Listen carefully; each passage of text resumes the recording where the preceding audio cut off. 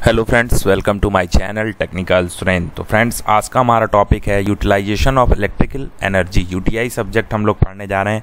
इसका lecture number 1 हम देख चुके हैं। लेक्चर नंबर 1 हमारा कंप्लीट हो चुका था। अब आते हैं हम लोग न्यूमेरिकल पे। तो न्यूमेरिकल क्वेश्चन को सॉल्व करने के लिए आपको सारे फार्मूले आने चाहिए। तो आपको यदि फार्मूले आते हैं देन फर्स्ट न्यूमेरिकल आपकी स्क्रीन पर ये है। जल्दी से आंसर बताएंगे, ठीक है। फर्स्ट न्यूमेरिकल आपकी स्क्रीन पे ये है, तो आप जल्दी से आंसर बताएंगे सॉल्व। वीडियो को पॉज कीजिए, इसका सॉल्व करके आंसर बताइए, ठीक है। आंसर कमेंट बॉक्स में ज़रूर बताइएगा, ठीक है। फिर देखिए, अब इसका मैं सॉल्यूशन बता देता हूँ कैसे आपको सॉल्व करना है। पहले क्वेश्चन पढ़ लेते हैं। क्वेश्चन कह रहा है एक लैंप कार्यस्थल से 8 मीटर की ऊंचाई पर लटका हुआ है, ठीक है। सपोज ये एक ए पॉइंट कार्यस्थल है। इससे कितनी मीटर की ऊंचाई पर लटका हुआ है? इससे 8 मीटर की ऊंचाई पर लटका हुआ है। तो ये हाइट कितनी मान ली? ये 8 मीटर हो गई।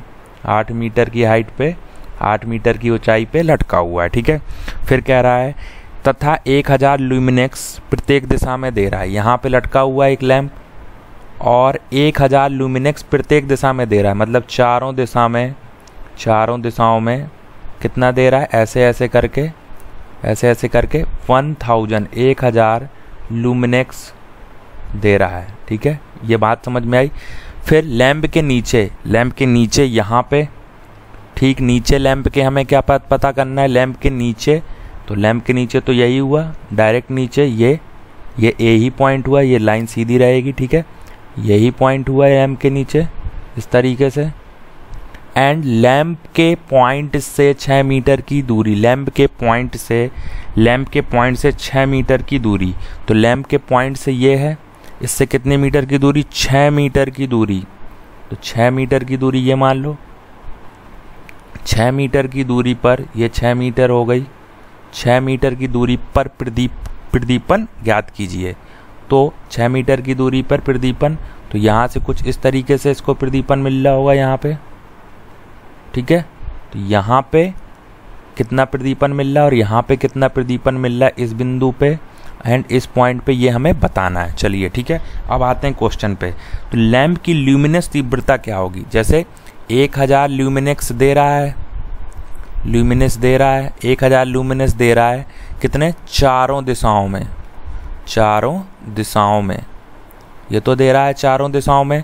तो अब हम क्या करेंगे? इसकी तीव्रता। तो लैंप की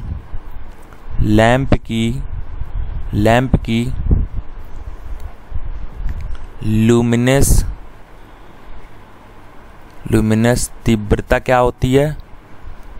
फॉर्मूला इसका क्या होता है? जितना ये लूमिनेस होता है, लूमिनेस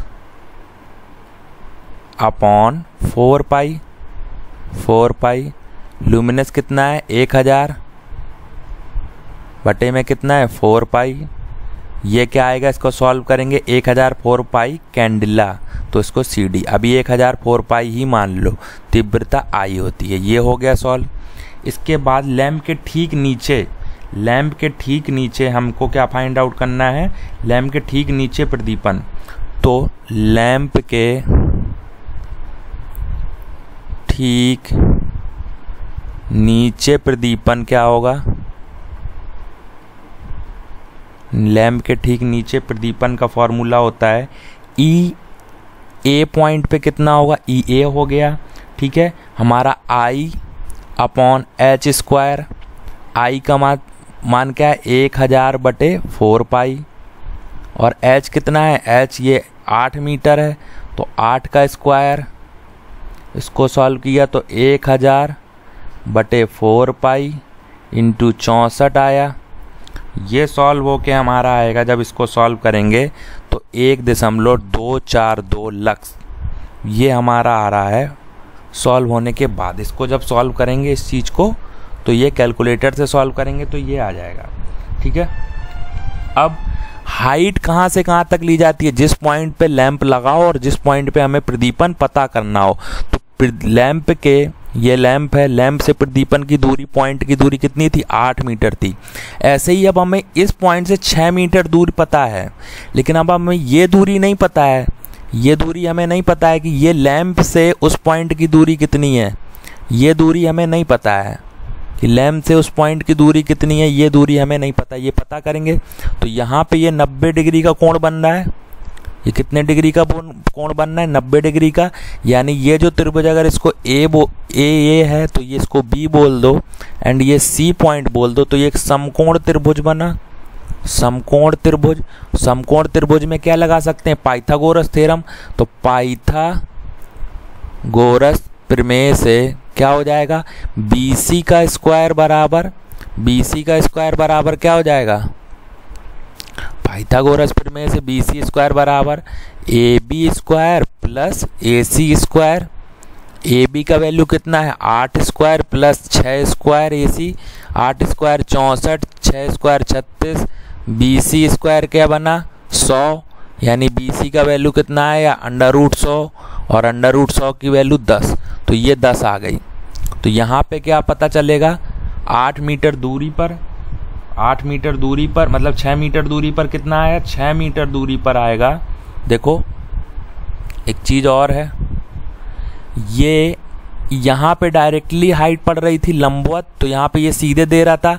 इसका फॉर्मूला होता है या इसका जो एक्चुअली में फॉर्मूला होता है वो होता है E = I cos theta upon H square. But यहाँ पे ये कोण कितने डिग्री पड़ रहा था? 90 डिग्री पड़ रहा था।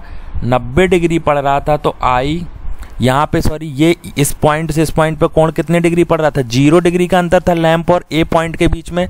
तो I cos 0 upon H square हो रहा था, और cos 0 का वैल्यू 1 होता है। इसी वजह से I upon H square directly लगा दिया। किस पॉइंट के लिए? A पॉइंट के लिए। बट जब हमें EC पॉइंट के लिए चाहिए तो EC पॉइंट के लिए फॉर्मूला क्या होगा? I cos थीटा, और cos theta upon H square. अब ये लैंप और ये पॉइंट के बीच में कितने डिग्री का कोण बन रहा है? ये थीटा मान लो। तो ये इस तरीके से जाएगा I cos theta. cos theta पता करने के लिए cos थीटा इक्वल टू क्या होता है? cos थीटा इक्वल टू आधार बटे कर्ण, और थीटा के लिए थीटा के सामने वाली भुजा क्या होती है? लंब होती है। तो ये लंब हो जाएगा, ये आधार हो गया बेस, और ये हो गया कर्ण। तो आधार बटे कर्ण मतलब cos थीटा इक्वल टू क्या हुआ? AB बटे BC। AB का मान कितना है? 8, और BC का मान है 10। तो 8 बटे 10 आया हमारा cos थीटा का मान। अब आते हैं EC पॉइंट पे। तो EC पॉइंट पे हमें पता करना है। तो EC पॉइंट पे फॉर्मूला क्या होगा? I cos theta upon H square. I का वैल्यू कितना था? I का वैल्यू देखो, I का वैल्यू निकाला था हमने यहाँ पे 1000 बटे 4 पाई। I का वैल्यू था 1000 बटे 4 पाई। cos थीटा का वैल्यू निकाला 8 बटे 10 upon H square. H square मतलब 10 का स्क्वायर, बिकॉज H जो हमारा आ रहा है, अब जो हमारा H है ये वाला H होगा। तो ये 10 आ रही है। अब देखो ये कितना बना? ये बना 1000 गुणे 8 बटे 4 पाई इंटू 10 इंटू 10 स्क्वायर कितना हुआ? 100। ये 1000 से 1000 कैंसिल, 8 बटे 4 पाई। ये कितना है? 4 एकम 4, 4 दूना 8, तो 2 बटे पाई।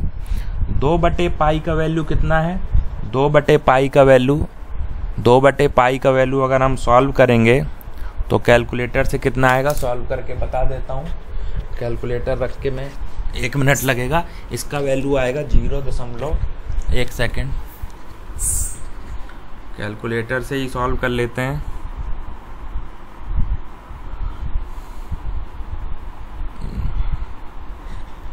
दो बटे पाई 0.636 आ रहा है। तो 0.636 लक्स आ जाएगा, या लुमिनस पर मीटर स्क्वायर। ठीक है, तो ये था हमारा पहला न्यूमेरिकल इस टाइप से था। अब आते हैं हम लोग अपने दूसरे न्यूमेरिकल पे। तो दूसरा न्यूमेरिकल आपको क्लियर आपकी स्क्रीन पे दिख रहा होगा। ठीक है, इसको भी सॉल्व करने का ट्राई कीजिए, बहुत ही अच्छे क्वेश्चन लेके आ रहा हूँ।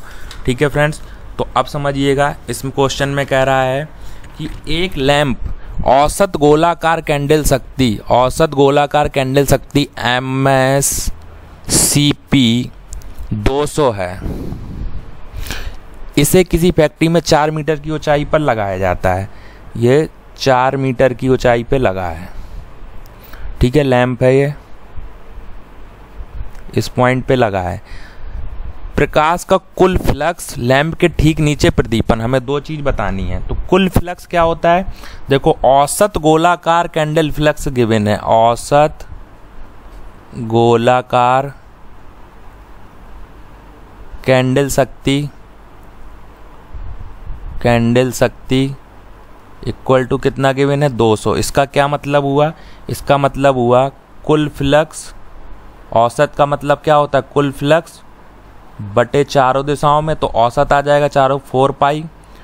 तो कुल फ्लक्स कितना आया? कुल फ्लक्स ये 200 था, तो कुल फ्लक्स इक्वल टू 200 गुणा 4 पाई, मतलब 800 पाई। ये आ गया कुल फ्लक्स 800 पाई। फिर क्या पूछ रहा है? लैंप के ठीक नीचे प्रदीपन। क्या पूछ रहा है? लैंप के ठीक नीचे प्रदीपन। तो लैंप के ठीक नीचे प्रदीपन कैसे पता करेंगे? वही फार्मूला लगाएंगे। तो कैंडल शक्ति कितनी है? हमारी लैंप शक्ति कितनी है? I/h²। लैंप के ठीक नीचे है तो cos थीटा की जगह पे क्या आ जाता है? cos 0। दैट्स वाई यहाँ पे ये cos 0 1 हो जाता है, इसीलिए फॉर्मूला I/h²। I का वैल्यू कितना है? 200। और यहाँ पे आ जाएगा 4 का स्क्वायर, तो 4 का स्क्वायर 16। ये 4 चौके 16, 4 पंचे 20, 50/4, 25/2।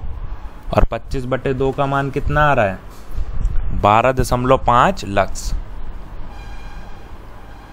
तो ये 2 न्यूमेरिकल थे। ऐसे ही न्यूमेरिकल के लिए हमारे चैनल को सब्सक्राइब कर लीजिए। कमेंट बॉक्स में जब तक आप नहीं बताएंगे हमें पता नहीं चलेगा वीडियोस आप रेगुलर देख रहे हैं या नहीं देख रहे हैं। तो आपके एग्जाम भी हैं, फाइनल ईयर स्टूडेंट, प्लीज़ आप लोग सीरियस होकर पढ़ाई करें, अपनी परसेंटेज को मेन करें। Thanks for watching my channel technical Suren.